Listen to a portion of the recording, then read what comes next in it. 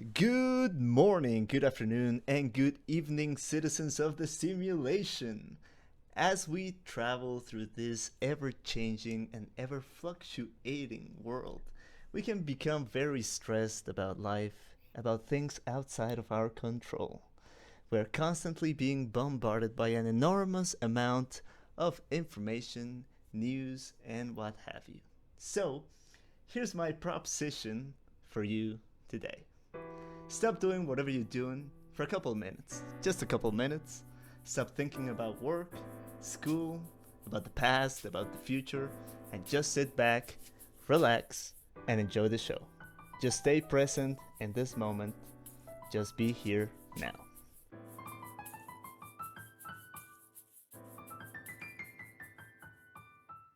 So today I'm with my sister from another mister, the very intelligent, kind, and funny Ciara O'Donovan. What's good, Ciara? How's it going? It's pretty good. How are you doing? I'm alright, happy to have you here. Today Thank you. we're gonna be talking about a documentary called The Social Dilemma by Jeff Orlowski, which was produced by Exposure Lab, who are actually based here in Boulder, next door. And the documentary deals with the bad things about technology and social media. So let's just jump right in. What do you think about the documentary? We both watched it today, and I really liked it, but I want to hear what your thoughts are on it. Yeah, I really liked it. Again, we kind of talked about this earlier, but I thought it was a little bit like over dramatized, at least certain parts of it. I was really interested in listening to the like interviews and everything from the different CEOs and like creators on there. I kind of thought that the I guess, almost like storyline that they made in there. It took up a little too much of the documentary and made it a little less to the point, I guess. But I did really like it. I really appreciated the points that it made, like about addiction to social media, how it affects our societies and our communication with each other. I thought it was really cool, and I honestly agreed with pretty much everything that it said. Um, Yeah, yeah, no, I totally agree with you. I think the acted part of the documentary wasn't as good as the juicy stuff that we yeah. were getting from these people that were working either in like Google, Facebook, or what have you. Um, so we are part of Gen Z, and maybe like at the end of millennials as well. So we grew up with this whole social media, internet stuff. Um, so how do you feel like?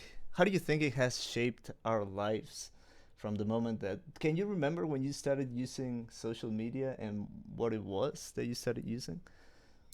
Um, so I didn't get a phone until I was like 15. So I it was a little different for me. I think though, I think it even mentions it in the documentary that we're the generation who started using cell phones and like social media during middle school. And yeah, I remember a lot of my friends having phones in like even elementary school, like, 10 years old, and like they had smartphones and stuff. Or like the earlier smartphones. Uh but I think the first social media like app that I got was Instagram. I'm pretty sure. Mm, okay. Um yeah, so like outside of just like texting and calling people, I think I had Instagram. And then it was either Snapchat or Instagram first. It might have been Snapchat. Either way. Mm, um I think it was one of those two. And like at the time, honestly, it didn't really affect me too much. Like I use Snapchat occasionally, Instagram occasionally, but I don't think either of them were what they are like now, right. which are like main forms of communication and connecting with each other, which is kind of crazy. What about you? What were the first ones you had? same as you. I didn't get like a smartphone until I was 15 or 16. Um, but I remember, I think the first thing that I got into was Facebook, um, Yeah. which at the time as well um, was completely different to what it is today. And I remember I was like one of the last people in my class in middle school who got Facebook, and that was like it was really funny because a lot of people would bully us for not having Facebook, Right, right, right. which was kind of funny at that time. But there was a question that I I thought was really funny about that was posed in the documentary. That was kind of like a joke, but it also opens up like this whole thing about what are the bad things about social media, right? Yeah, And there's this guy that says, "Do you check your phone before you pee in the morning, yeah. or while you pee in the morning?" And to me, is before I pee in the morning. But what I what I want to say with that is, what do you think of the bad things with social media, at least that you experience in your own life? Because the documentary talks about a lot of stuff, we hmm can go into it, but I'd like to say, what things do you identify in your own life as bad? Yeah, I mean, honestly, I feel like there are a lot, and like Mm. with with those many options that we could talk about, we could talk about each of them for a long time because I think they affect everyone, at least the ones I'm going to Right. mention. So, I think in general, um, self-image, um, attention span, wanting to feel wanted, I guess. All of Totally. that kind of thing. So like likes, things like that. And I mean, it even goes beyond just looking at your social media. It's also hearing other people talk about their social media and talk about social media in general. Like, oh, did you see this person's post or Yeah, video? Things like exactly. that. So it's not even just when you're looking at your phone that it affects you. It's literally like every second of your life. So I'd say those are kind of like the overarching things that at least have affected me. Like especially the attention span one. That one really gets me. Hmm. Because like if I'm studying or if I'm doing something, even at work, like I'll just want to check my phone just to see, Right, uh, you right, know, right, right. we'll see what's the haps, what's going on. Yeah, what's going on? Yeah, and then like definitely before, not as much now, but if I picked up my phone and I saw that I didn't have any notifications or didn't have very many, I'd be like, oh, no one wants to talk to me. Yeah, exactly. You'd freak out. It's Yeah, it it's happens a to me as validation. well. Yeah. Yeah, Exactly. exactly. And that also affects you mentally because you think worse of yourself, even though it's not that people just don't want to talk to you. It's like it's all in your head, and I think we kind of psych ourselves out about that kind of thing a lot. Right. Yeah. Yeah, it's like I can't remember which of the people interviewed in the documentary says this, but it's he's talking about the way in which we become addicted to our phones or to our social media, whatever. And it's like you don't know. It's like being in Vegas or something like that. It's like you're pulling down the slot machine and you don't know what you're gonna get or when you're gonna get it or if you're gonna get the good stuff. hmm But if you turn on your screen, it might have something for you, right? yeah, Um, yeah, so that parallel is kind of scary. And it also like watching the documentary and then thinking about it, I sort of realized that there's like different levels of like kind of the stuff that we want to receive. Um, like likes are super hmm nice, texts are really good. If people tag you on a picture, that's pretty yeah. nice as well. And it's super weird that we It's are so so weird. invested on this type of stuff. Yeah, like Um, I think the documentary even said that likes were originally supposed to just be a form of like appreciation and support. It wasn't supposed to be this like popularity contest that I think it is now. Like I remember I was talking to a friend, and he thought this girl on Instagram was really attractive, and then he told me, "Oh, I would never be able to date her because she gets over like 150 likes on each picture, and I only get like 50." There you It's go. like, oh my god. That is weird. Yeah, and like another funny little story. I went on a date with this guy who, uh, kind of towards the end of it, he was like, I like you seem really outgoing and funny, but you don't have many followers on Instagram, or like as many as I would expect. And that just made me What? like question it. Yeah, I was like, well, like to be like a liked person, do you have to have a lot of likes on your social media? It like kind of tripped me out. It was really weird. Yeah. But I think that kind of thing is what affects people so much, even though it's, you know, such a small thing having a like on one of your pictures. It just Hmm. has such a huge effect on like your mentality and like self-image, what you think of yourself. Yeah, exactly. And then, well, I want to say something about ads as well, Mm. but before I go into that, um, which apps or which social media do you use the most? Because I think it's kind Ooh. of interesting to see, because they talk about it in the documentary as well, like which apps they're most addicted to. And for me, I think it's either Instagram or Reddit. I think that's Mm. where I spend most of my on YouTube as well. That's where I Mm. spend most of my screen time. For example, my brother spends a lot of time on the TikToks, and that Oh, is don't we all? no, I don't. That's good. That's good. Keep it that way. but but yeah. So Yeah, how is it for you? I would say probably Snapchat and Instagram. I'm pretty sure I like turned on the screen time like counter on my phone, so I could probably check that out and confirm it. But I think it's Snapchat and Instagram. Probably TikTok as well, honestly. I hate to say it, Mm. but um yeah, that was during quarantine. I was just so bored and wanted, uh, Yeah, some easy that entertainment happens. and some quick entertainment. But yeah, I'd say with Snapchat, that kind of the same like validation thing. Like Mm. I remember, I oh my god, I would get like a bunch of notifications during the day, and I'd feel so validated by Yeah, it it feels because I'd nice. be like, oh my god, look at all these people that want to talk to me, and like Exactly. it was so stupid.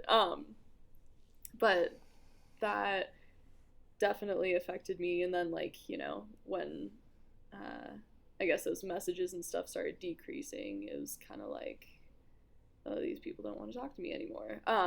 And then the little like shows they have on Snapchat, you know what I'm talking about? Like Yeah, how far yeah, is yeah, yeah. tattoo far, that kind of stuff. Yes. Those I could watch those for so long, even though some of them are like so Ridiculous. dramatic and just Yes. like kind of brain mush. Yeah. And same with TikTok. Like I see some of them and I could literally be on TikTok for hours. It's so bad. Um, but none of them really like I don't gain anything from watching them. It's just again Yeah, like that's easy the entertainment. thing. Yeah. Um, Yeah, and it then is very yeah, strange. yeah. And same You with know? Instagram. Like a lot of the discover page is I don't I don't know if I'd say clickbait, but that kind of thing. Hmm. Um, and yeah, it's just a lot. It's just all this like information and all these videos and clickbait being just thrown at you. And I think that, at least for me, that's affected my attention span a lot. Hmm. Yeah, Like I with the can. Snapchat. Right. Go ahead. Yeah, because you just get like 15-second videos, and then Yeah. it's like the next thing, and then the next thing, then the Yeah. next thing. Yeah. And then Yeah. between all of those apps, you can switch between them for hours and find something Exactly. new on them all the time. Yes. Yeah, the ad thing was something that got me during quarantine as well, because I would be so bored and I would just like look at the ads on Instagram, and like maybe I wouldn't even end up buying anything, but I would just like look at them and be like, "Oh, this looks cool," and then just like next one. But that was something that really scared the shit out of me from the documentary. The whole thing about the ads and how these companies of social media are basically looking at, I mean, they don't have a person sitting down looking at how much time you spend on Right, but they have each picture. algorithms Yeah, they have that track that. algorithms. Yeah. Yeah, they have AI that tracks how long you're looking at a picture, what kind of pictures, what stuff do you like, what stuff do you click on, Hmm. and with all of that information, they build what stuff they're going to show you, and that's when it gets weird, because like sure the algorithms and the AI and all of this is programmed by people, but well, number one, it's not people that are interested in the best for other people. They're interested in how do I make more money? How do I keep these people on their phones? And secondly, is like after they write the code or the algorithm, then there's no. I mean, I suppose there's some supervision, but the algorithm gets smarter and smarter the more you let it run and the more information you feed to it. Um, and the machine doesn't give a fuck if what it's showing you is good for you or if it's false or if it's true. It, its only goal is to get you hooked on the screen. And Yeah. that is something really scary. Like right after I watched the documentary today, I was like, nah, I'm deleting all my social media today. Right. Yeah. And then I got a notification on Instagram. I was like, oh, what is Yeah. this? No, I know. While I was watching the movie, I realized that I was like checking Snapchat and Instagram and just my phone like all the time, like looking out if I had notifications or if anyone had texted me. And it was just like, it was kind of ironic. Um, but yeah, what you said about the algorithms, like people kind of building these profiles for us, or having these profiles built for us to, better themselves for financial gain, is pretty Yeah, scary. Because, yeah, like you said, like they don't care at all if exactly. what we What see would they? hurts us. Um, they just know what we have been clicking on, and the documentary kind of, it definitely uh, dramatized it a lot with the whole like they make kind of a prototype of you because they showed literally Yeah, like some yeah, some like an person that looked like you, avatar. yeah, Yeah, yeah. And then them feeding you what you'd want to see or what you have been seeing, but right. it is kind of like that It where, is. It's totally like that. yeah, where our phones are like it really is just a collection of everything that we've liked and seen and watched and kept watching. Yeah, It's so crazy yeah. It and is it's super kind of weird. scary. I was just talking with my dad this morning, and he was like, I think he just downloaded Google Maps because we were traveling uh, the last couple days, and he received a notification from Google Maps saying, "Hey, do you wanna?" Um, I forget exactly how it was phrased, but it was like, uh, "How was your stay in such Yeah. place?" Or "Did you like the food at such and such?" Which is super weird, super scary as well. That it's not only what we like, what we look at, what we search, but also where we've been. Um, that's it gets weird. Yeah. Um, and they say in the documentary that it's sort of like, sure, we're paying for our phones, and but we're not paying for all of these social media platforms. Like, we do not pay for Instagram or Snapchat, Facebook, or any of that, or TikTok, for example. Um, and they say when you're not paying for the product, you are the Yes. product, Yeah. which is scary as well. All that information they have about us, uh, how they can like show you.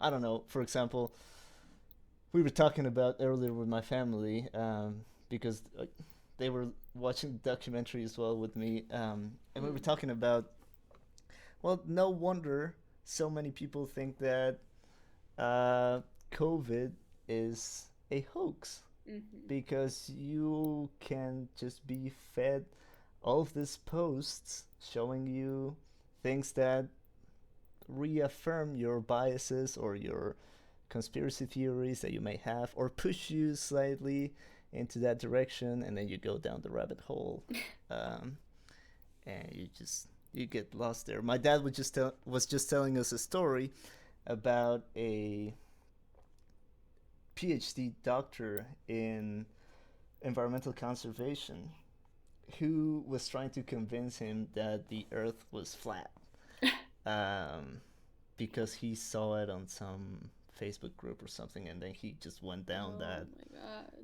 that theory. Yeah. Um, so it is weird. It is a weird world that Yeah, we it's live so in. weird. And I mean, the more you look up, whether it's flat Earth or things or coronavirus hoax,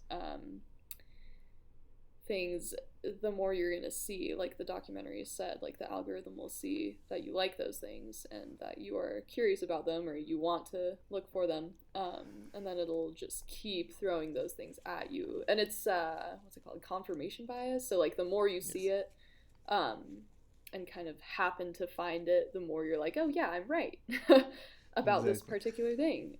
And Yeah, that's so scary again because I also see those kinds of things and not as extreme, but I'll see some kind of headline that sounds crazy and weird, and I'll have to yeah, fact check it for sure because exactly. like I feel like we just never get the exact information that we need. We get information that is tailored to us. Um, and again, that's just really scary because it's all about the money and these advertisers making that money and um, gaining your support, basically, Yeah, or buying you in a way, yeah, kind of buying. Yeah, exactly. buying your Yeah, exactly. beliefs. They're buying your attention Yeah. to certain particular ads and stuff like that, on the chance that you might buy something or that you might get something. Um, but also another thing that I think is really interesting is how, for example, on Instagram, and this used to happen to me on Twitter, is that you start following, obviously, only things that you agree with, or things that you like, or people that you like, that may have similar ideas as to what you have. Um, and so you only encounter those types of posts, and that sort of creates this bubble or this little world that you live in which the only reality that exists is the reality that you created for yourself, where Mm-hmm. everything is, I don't know, either black or white, um, and you just see that.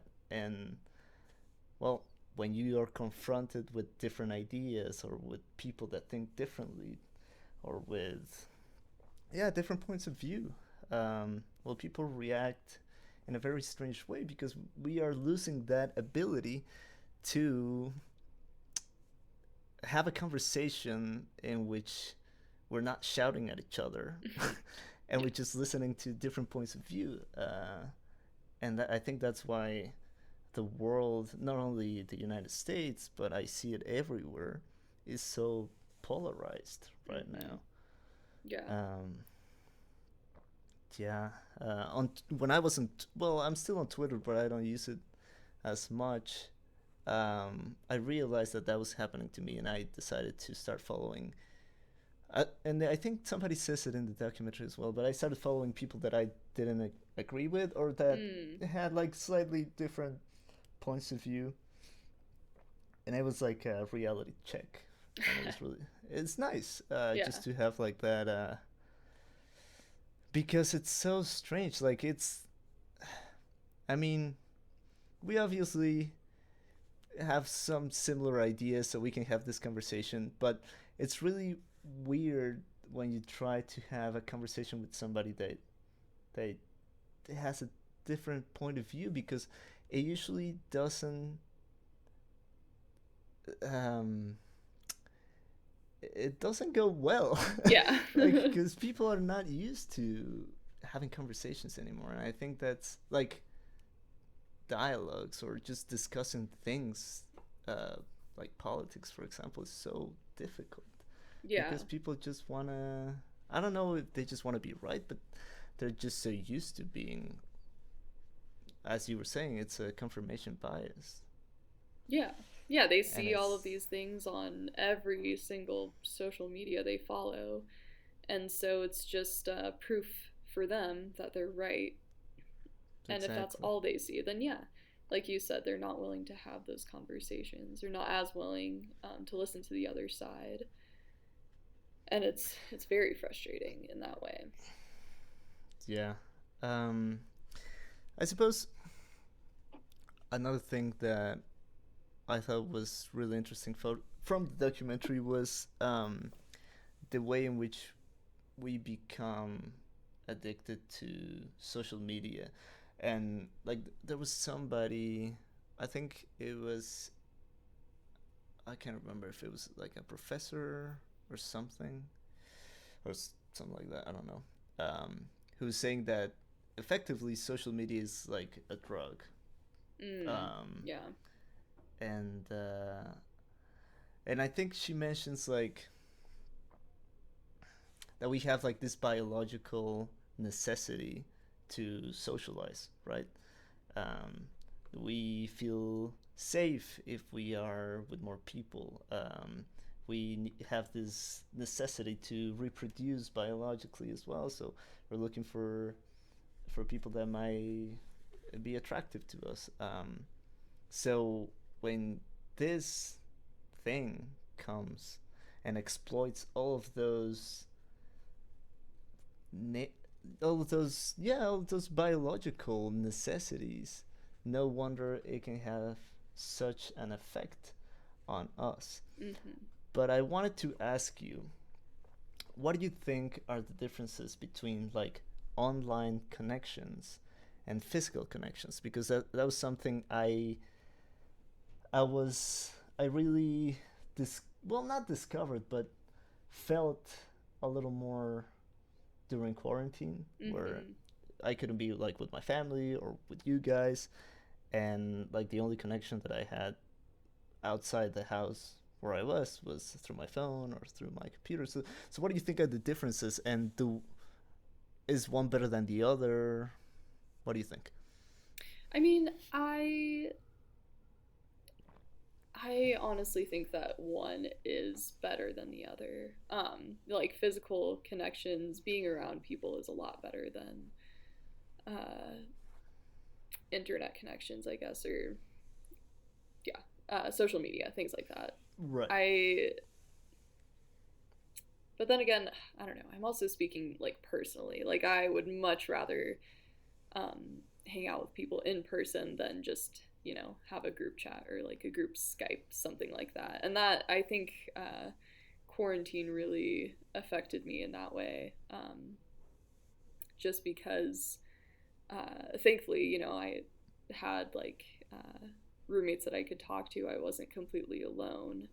That was really, really nice. But at the same time, not being able to go out and like connect with new people, um, and meet new people was pretty tough, or you know, uh, was not ideal. Yeah. And I guess I don't know, at the same time, social media did connect people during quarantine, especially when they otherwise like wouldn't have been able to.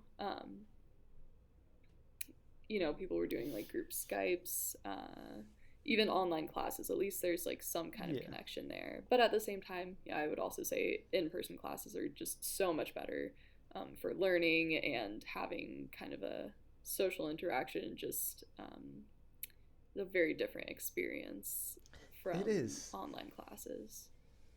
It is a very different experience, and I don't know. Like, I did some of those like Skype meetings with my friends from Mexico or with my family and whatnot.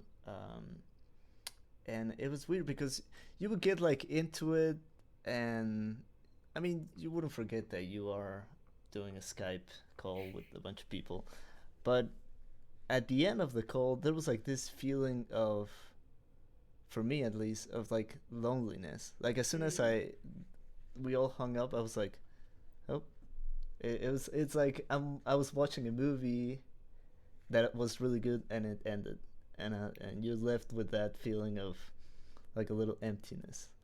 Um, and yeah, it's so strange, but at the same time, I am thinking like even though physical or in person personal connections are more powerful for us, we spend so much time on social media. Yeah. Um, Instead of like I don't know, going to the bar and hanging out with your friends, or going to a restaurant, or I don't know, playing card games with your friends. I don't Yeah. Well, when know. you say that, it's so funny because even when you do go out to the bars or restaurants or places like that, you see everyone on their phones, even when they're with Yeah, each other. yeah. And I think I feel like I definitely took that kind of social interaction and group setting for granted before quarantine. I just realized how much I missed just like actually talking to people. And even as like dumb as it sounds, being on my phone with people. Like Hmm. I think that physical like presence of people around you is it makes a huge difference. And like you said, I think you said it perfectly, where after those Skype calls and, online classes, things like that, you do feel just like a little empty because the whole time you were physically alone.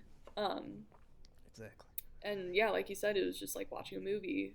Like it happened and you did get to kind of interact.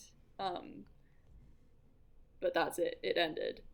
You didn't get to Yeah. give him a hug after. Like, Yeah, um, exactly.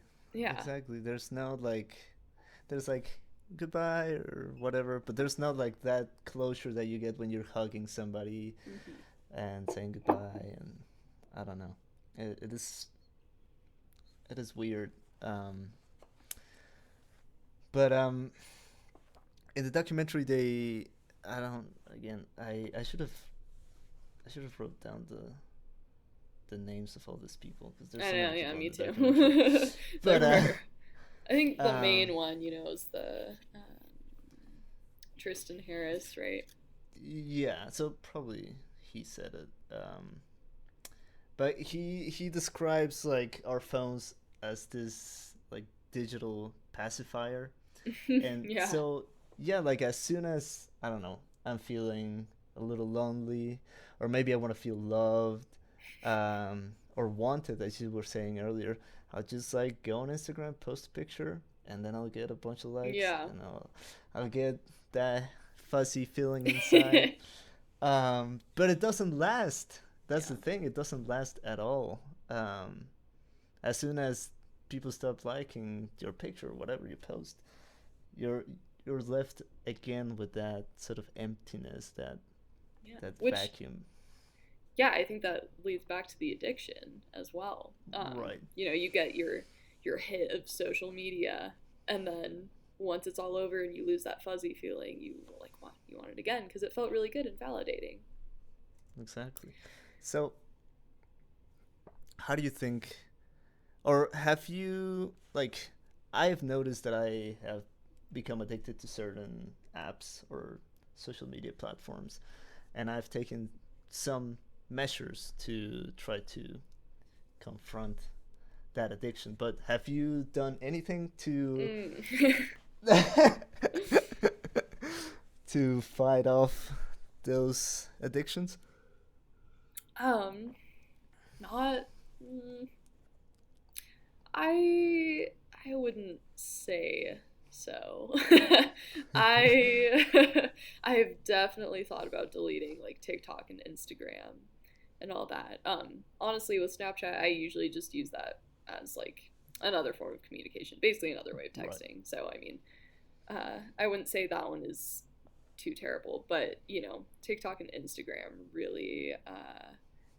I've definitely told myself before, like, if I just delete TikTok, it's not going to make my life worse. It'll probably make my life better. Not seeing these like 15-second videos that I will just forget immediately after I watch them. Um, and same with Instagram. Like, I don't need to see all of these fake pictures or, pictures of the best parts of people's lives that they're just Right. like throwing out there. That are making like me sad. uh, Exactly. yeah, and so I don't think I've taken any steps yet, um, to kind of curb that.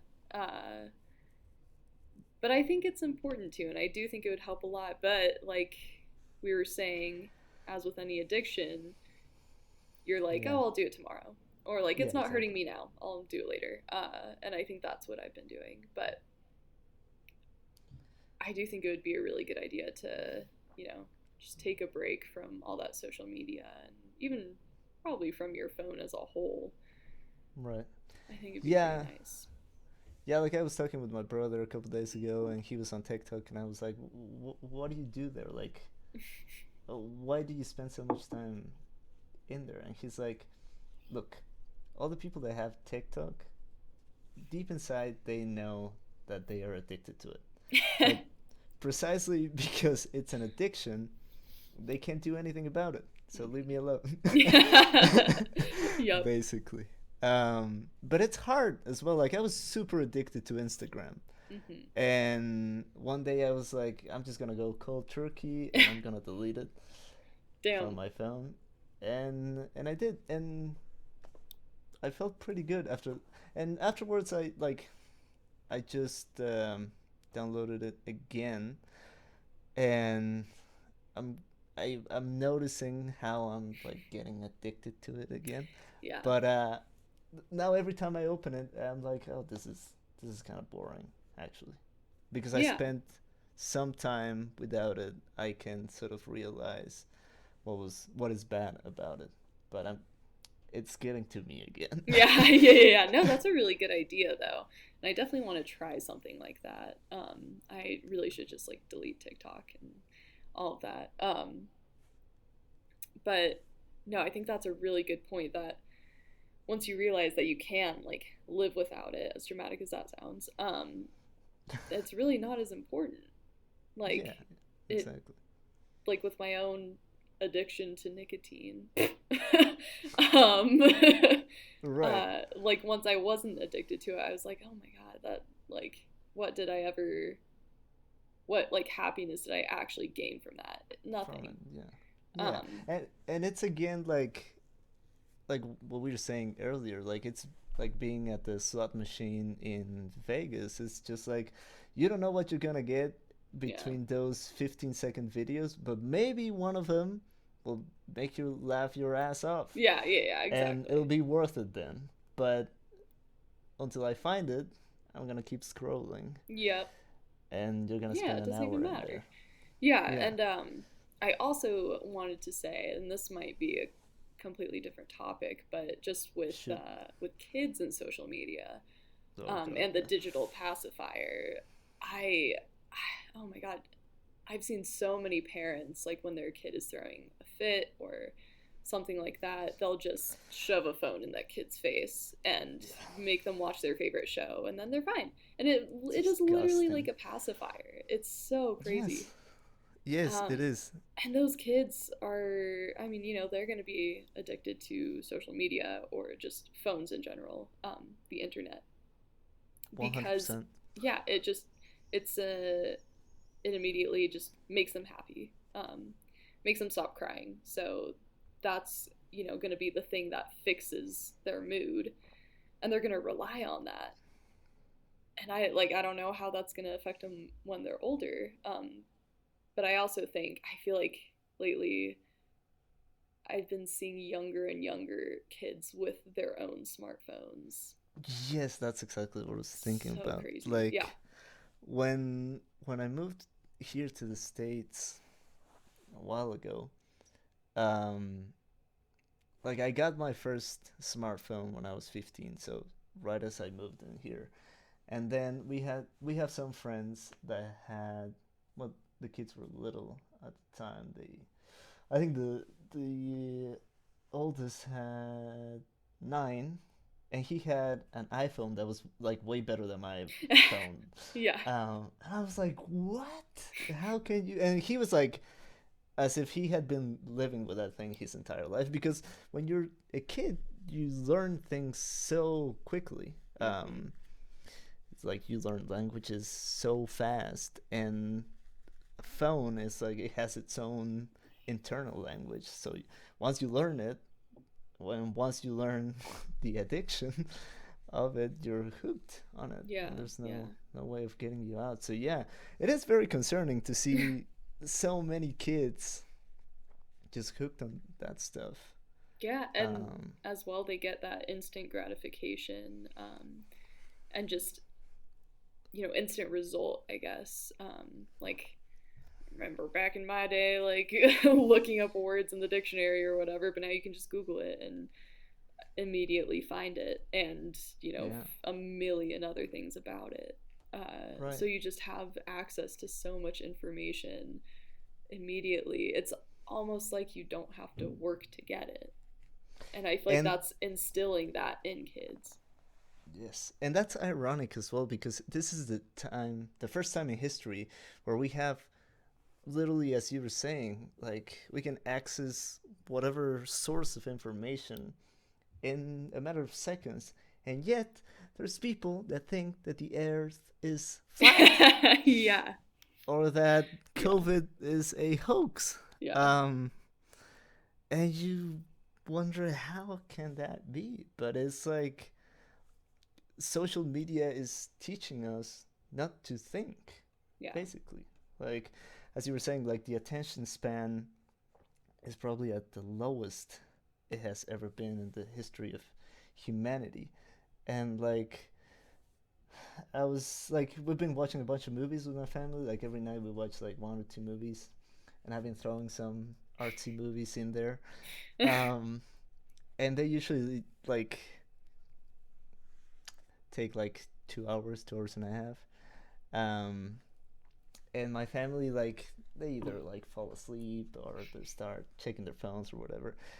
And at the end they would be like, "Oh, it was good, but it was too long."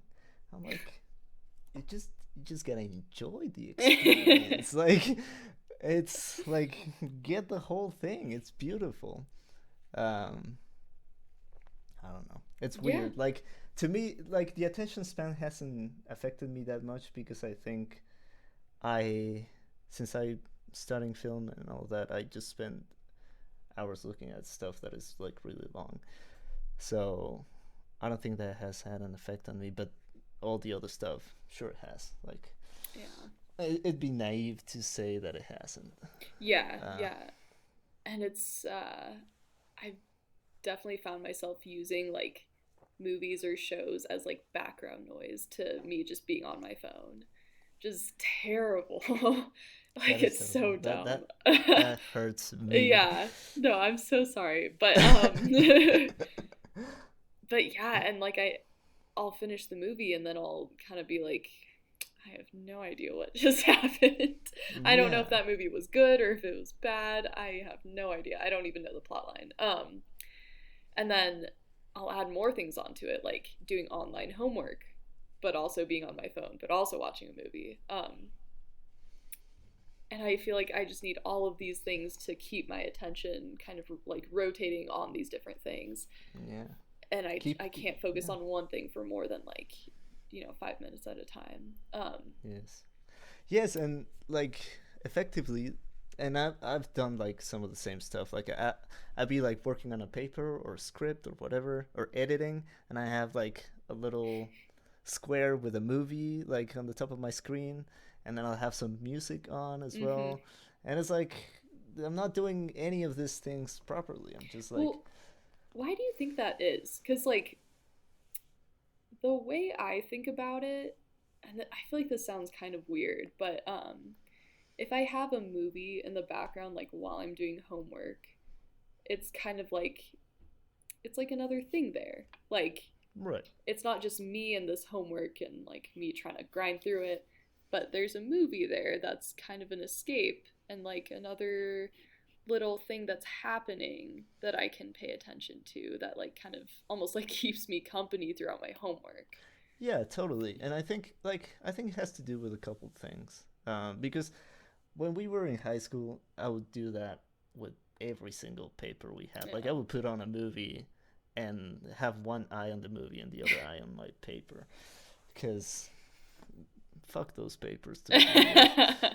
But Fair. um, so I think it's two things. Like one is that, or maybe it's three things. Let's see how many things I can come up with. Like I think one is, as we were saying, that we don't want to think, that we don't want to be alone with our thoughts. Yeah. Like since we get so much stuff all the time, it might be a little scary to just stop and see what's in here, um because it's, we don't know what's in there. Like we spent so much time pushing what's in our minds away with movies, with 15-second videos, with posts and likes and texts and whatnot, uh, that we're not quite sure what's waiting for us when Mm-hmm. we put our phones away and we lay down in bed. And no wonder there's so many people that can't sleep at night, because when you go to bed, it's the first time in the entire day that you are alone with your thoughts. And maybe there are a bunch of things that are waiting for you that you have been pushing away the entire day. And when you finally get there, they torment you a little bit because you don't know how to deal with them. So I think that's one. Um, Another one might be, and I think it was related to what you were saying, is that, and it might be an effective social media as well, um, that we don't want to feel lonely. Mm-hmm. Uh, I think our generation, especially, we, I don't think humans are designed to be able to be in contact with 5,000 people in a day, right? Like across all the social media that we use, we when we read comments, when we watch videos, when we post something, we come in contact with so many people, and I don't think that we're designed to do that. But it makes us feel like I'm with somebody, like I'm not alone. Um, because I mean, who isn't scared of being alone, right? Mm-hmm. Uh, so if you have like a movie, or if you have your phone while you're working on something or doing the dishes or whatever, you feel like there's company with you there.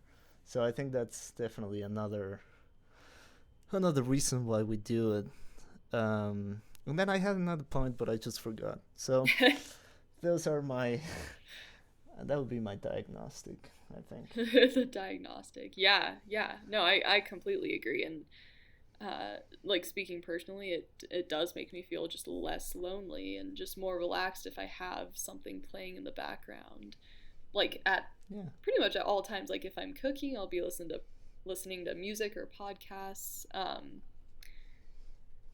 Pretty much any time I'm alone, I'll I like to have something there that's like making noise and kind of like being there as well. And I don't know if that's a good thing or a bad thing, honestly. I don't know if it's just like a reflection of how, yeah, we don't want to be just by ourselves, or if it's more of a distraction and I should learn to do those things kind of by myself without needing something else there or somebody else there. I don't think that it's inherently a bad thing. For example, my mom, she like her entire life, like when she was growing up, there was always like a lot of different noises in her house and stuff because like my grandfather would have the radio on and my grandma would have the TV on, and then all my uncles would be like running around and screaming and whatnot. So she's used to like having a lot of noise playing, and like when she works, she has like the news or something on or a movie or whatever, and she's not paying attention to it. She just needs like the noise to Mm-hmm. concentrate, right? I think that might be true for a lot of people as well. That we get used to this kind of stuff. Um, but I don't know. In my case, I guess I don't. I don't think. Look, I don't think that it's bad that we are listening to music while we are cooking or Right. when we are um, writing a paper and we're watching a movie. I don't think it's inherently bad. Um, I think it becomes bad when we stop doing things that we're supposed to do to be on our phones, Mm. or when we cannot even enjoy a movie because we are on our phones, or when we burn the food because we are on TikTok or whatever. I think that's when it starts getting like a little uh, troubling. But they mention it a little bit in the documentary at the end, how we can sort of um, defeat this addiction, and they name a couple of things there.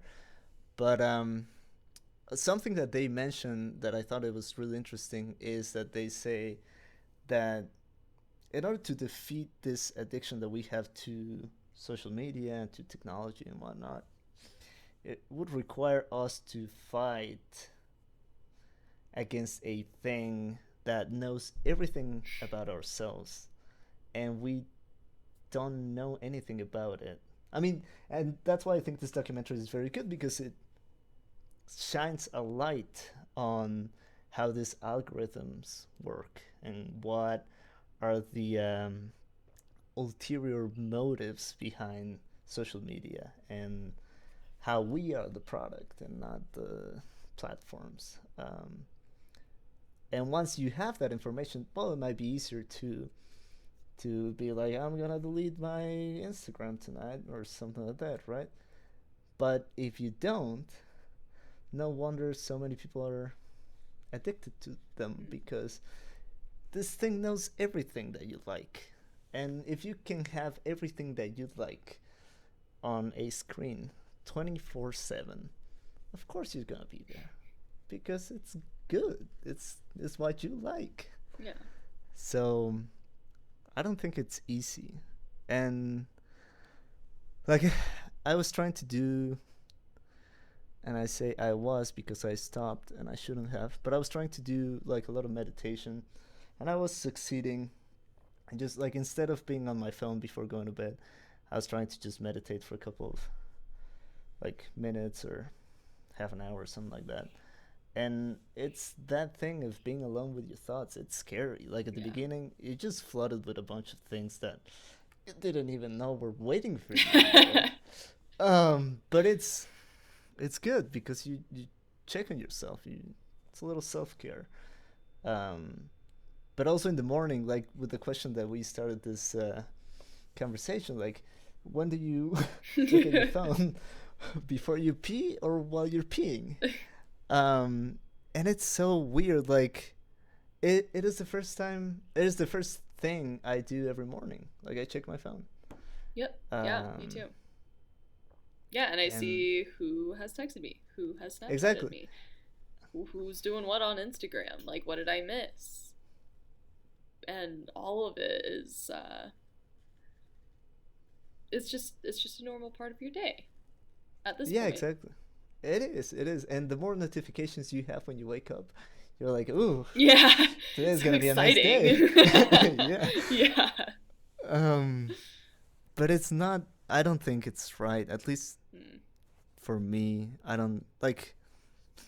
For a while, I was thinking to just like throw my phone like outside my bedroom like every night and not have it there. But then like I need my alarm to wake up in the morning and Right. whatnot. Yeah. So it's there, but how do I stop looking at it so much? How do I Yeah. fight off this addiction Yeah, to it? even lately, I I just moved apartments, and at my last apartment, there was an outlet right next to my mattress or my bed. And so I'd just keep my phone sometimes like on my bed, like because I'd like fall asleep looking at it, or on the table right next to it. But here at my new one, there, at least at first, there wasn't any way for me to like keep my phone close to me before I went to bed, and like that made me like really anxious. So it's like Hmm. it's not like within my reach. I have to get up and get it if I Yeah. want to look at it. And like Right. I was like, no, I don't know if I can. I don't know if I like that. But then I was like, okay, whatever, it's fine.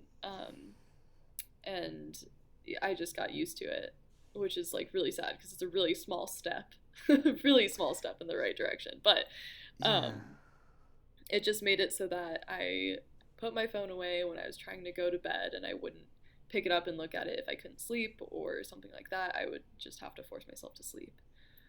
So Yeah. even got like it just made me realize how like what a tight grip I have on my phone.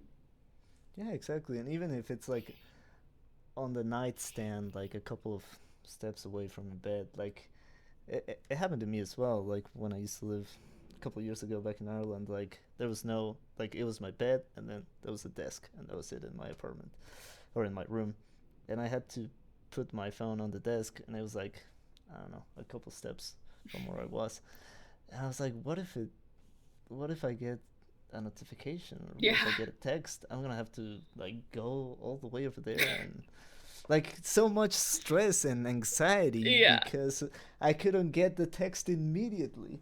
Right, right, right. Um, so wrong. That's so Yeah. wrong. Or if I lose service or something, I'm like, oh, someone might be trying to text me, and I can't receive it or respond to it, and that like Yeah. that stresses me out so much, and it's like it just shouldn't. Like I Yeah, shouldn't be that exactly. reliant on my phone for anything, especially happiness or not being stressed. Yeah, it's like as soon as you don't have service, it's like, oh, what if everything is an emergency? Like, Yeah. what if this happens and I need service, and then you get service and you go on Instagram and you're like, oh, everything's okay. Yeah. I'm good. Um, yeah, it's I don't know. It's very. I am committed to delete Facebook because I don't even use it, um, and I don't like it. I don't like anything behind it. Uh, so I don't want to support it Yeah. anymore with my. Even though I'm gonna keep using Instagram and WhatsApp that are owned by Facebook as well, Yep, yep, yep. but Yeah, it's so, oh my god. It's so funny. Uh this is kind of, this might be a tangent. It's definitely a go on, tangent, so I might not. shoot, But do it. no, just like kind of, I don't want to say monopoly, but all of these kind of social media sites being owned by the same company or being branches off of the same company. It's it's just really funny because like what you said, people will be like, oh, I don't support Facebook, but then they'll be on Instagram, and it's, pretty much the same Right. thing. Or the same, a Yeah. branch off of one big social media One tree. thing. And that's not even the most concerning part of it. The most concerning part of it is like how much power the Yeah. people that own these platforms have. Yeah. Like, Yeah. I'm sure you saw a couple days ago that Trump's Twitter account got like Yeah. shut down, and just imagine that power of censorship. Mhm. Like, don't get me wrong, I'm happy that they did it, but if they can do that with the president of the United States, they can do it with whomever. Oh yeah. Um, they can just shut down accounts, or I don't know whatever they can do. And like, do we really want these people that are just for profit with so much power on media, on the news, on what we see, on what's on the regulation of truth and fake news? Those are worrisome things. Yeah, I mean, that's where so many people, including me, get a lot of their information. It's from these sites. So, I mean, they really Yes. do have control over whatever they send us, whatever they want us to see. Yeah. And yeah, it's Totally. kind of concerning. But then, like, at the same time, like, I'm not going to change. Like, I'm not going to change what I look at or, like, Yeah. whether I use Instagram. Exactly. It's like Because it's we're yeah. Go on. living, like, with the knowledge that they have all of this power and that, like, we see what they want us to see, which it sounds very almost like a conspiracy theory or something like that, sounds like it's us against them, but that's not what I'm trying to say. But at the same time, we see everything they want us to see. um oh my god, I don't know where I was going with this. I forgot. Shoot. But Like, it's not even what they want us to, well, yeah, I suppose, like, in to some extent, um like, you can push certain people to look at stuff that you want them to see, but it's also like that those goddamn algorithms are just like, they don't care what they're showing you as right. long as they can keep your attention. Like, Right. that's Yeah. No, I remember what I was gonna say. It was that I feel like we're all aware of it, right? But right. we just choose to ignore it. Yes. So And that's what my brother said the other day. Like, we all know that we're addicted to TikTok, but we're yeah. not gonna do anything about it. Yeah. Because Um, yeah. and I don't know. Like, I did like I noticed as well that I was getting all my news from Instagram. Like, I follow CNN and Mm. The Guardian and whatnot, a bunch of news outlets. And then I started thinking, this was a while ago. Um, like, this is probably not the way to do it. So what I did, and I don't know if people are thinking about ways in which you can maybe change some habits. What I did is that I went on Reddit and I started following, like, subreddits on news, geopolitical issues, world news, whatnot. Um, and what I like about that is that you just get links, just a bunch of links to articles about news that people are posting every day, right? Mm. On world news, on whatever, US news, Mexican news, what have you. And that way you can go and you can choose what. Of course, there's a lot of clickbait. You cannot escape from that. But at least you can sort through the things and be like, oh, this is something I would like to know more about, instead of just getting something shoved in your face, um, that says, oh, the news today is that Trump's Twitter account got banned. That's all the news that you're getting today. Yeah. Um, and there's way more stuff more important than that. So I don't know. I think there are ways that we can get around our addictions to social media, but as we were saying, like, we are trapped by a thing that knows everything about us, Yeah. and to get off its clutches, it's it's gonna take a lot of effort and a lot of discipline, Yeah. and I I don't think most people, I don't think that we have it in us Well, right. Yeah. And I to mean, do it. yeah, I think again, part of it is that it's just easier to keep the social media and be aware that it does have this effect on you. Um, and again, I feel like that's why I like haven't deleted TikTok or Instagrams because I know that the things I see on there are probably not the best, but it makes me happy in the moment and uh, entertains me in the moment, and then I just forget about it. So overall, I don't see that it has a huge effect on me, but like then again, overall, the amount of time that I spend on them, it's kind of appalling. Yes, And it and I obviously has is a big part of our lives. right, and I think that's the effect that it has. Like, I mean, probably once you're past your teenager years, you're not gonna. Well, I don't want to generalize, Mm-hmm. um, but you're less prone to be affected by um, validation or popularity things. Don't want to generalize because I know there's a lot of people that are affected by it. Yeah. Um, but at least in my case, I don't think that's a problem.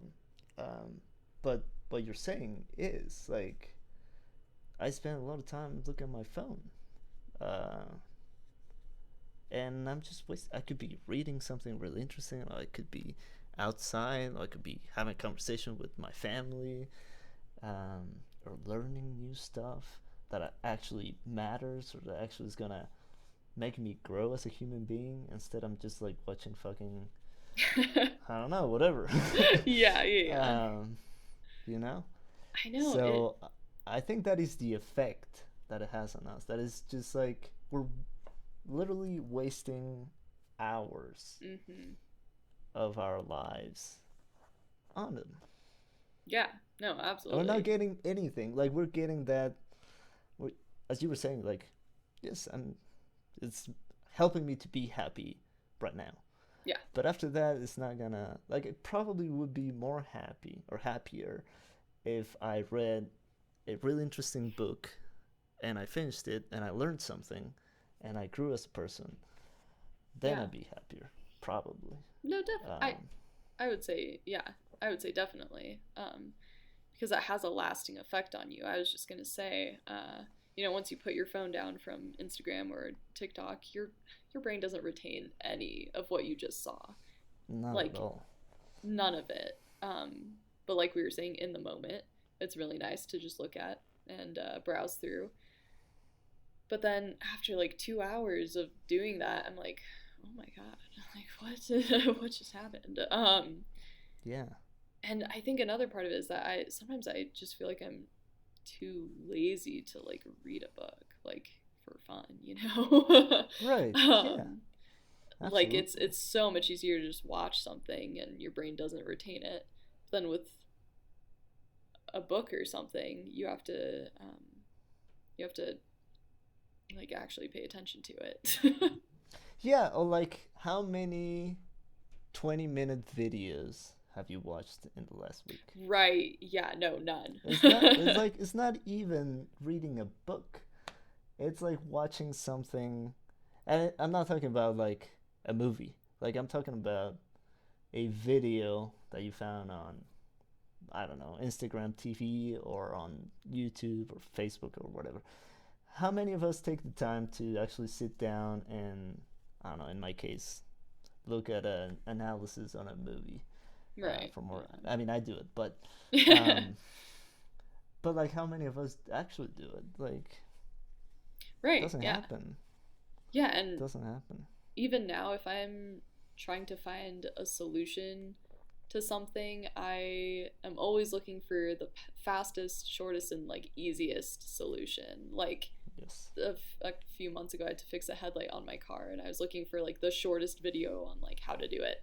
Um, Yeah, exactly, and exactly. if it was a 6 minute video, I was like, no, that's way too long. I need to find a shorter one so I can just get it done now and I can go do something else. And it was so dumb because I probably would have learned more with the 6 minute video than with the 3 minute video. Right, and that's the irony as well. Like, we cannot watch a 6 minute video, but we'll spend 2 hours on Yeah. TikTok or Yep. on Instagram. Yeah. Yeah. Yeah. And even like before we started the podcast, I ran into a problem with the microphone. And I was like, how the hell do I fix this? So I went on YouTube and I was like, okay, here's the video, but it's 5 minutes. I'm just gonna speed it up Yeah. so that I can get the information right now. Yep. And like I didn't even get the information correctly because I was not paying attention to Yeah. it. Um, but yeah, it's it is concerning. Um, I was gonna say something else and I forgot, but yeah, um, I don't know. I I do think that like what worries me the most is that the control of this massive media platforms is in the hands of just a couple of people, Yeah. and they're not people that we should trust. That Yeah. is what's the most concerning thing for me. And like when I finished the documentary, I was like, I'm deleting Facebook right now. And then the first thought that came to my mind was like, I'm gonna lose connections with so many people. And then I thought, well, really, with how many of those people do I talk to on Yeah. a daily basis? Like, there's people on my Facebook or on my Instagram I haven't talked since I lived in Mexico, um, which is like 7, 8 years ago. And it's like, do I like why? Sure, if there is a moment in which I want to contact them, I can just ask my brother to go on his Facebook and or anybody. Like social media right now, it's like or it's like having a watch. If you need it, somebody else has it. Yeah. Um, so I do think I will be deleting Facebook. Instagram would take me probably a little longer, but I'm gonna do it eventually, I think, as Yeah. well. Yeah. But yeah, that is my personal conclusion after this conversation, and that's why I think these type of conversations are so important because Yeah. they truly shine a light on the things that are important right now. Yeah. And yeah, I think after this, I definitely want to try to just use my phone less. Like when I'm bored or something like that, switching through, 5 different apps multiple times within 10 minutes is probably not good. And I really need to stop doing that. Um, and again, like, probably should delete TikTok and Instagram, but probably not going to. At least right now. I will Yeah. say, I think quarantine was really big uh, the big thing for me with social media, where I would be on it constantly. Like I think sometimes my screen time would average like 6 hours a day, Yeah. which was really terrible. But then once things started to open back up and I had things to do, got my job back and everything, it definitely decreased. But at the same time, probably would have been better off without any of it. Perhaps, yeah, I feel like I would have gotten a lot of stuff done Yeah, had I not been on my phone during quarantine. yeah, yeah. So, well, I think that's all I have to say. I'm very worried about all of this, but it is the world we live in, Yep. and oh boy. Do you have any other points or things that you want to mention I don't think so. I right feel like now? we definitely covered it. Like I said, there's so many things we could talk about. Yes. In Like, this topic, I think we definitely brushed over most of them. At least most of the ones that were mentioned in the documentary. yes. But Yeah, the issue as a whole. But yeah, as you're saying, like we could go deep into each app or yeah, platform, and it yeah. would get weird. It would get really weird. Yeah, definitely. But I think overall, at least in the subject of how technology, or not technology, social media affects us, I'd say we definitely hit a lot of the points there. Sweet. Well, look, it was a pleasure to have you on the podcast. Love these conversations. We should have more. You should come back, and we should do another episode, whatever you like. Down. Awesome. So let's call it a day. Thanks so much for listening to us, and wait for the next episode. Adios.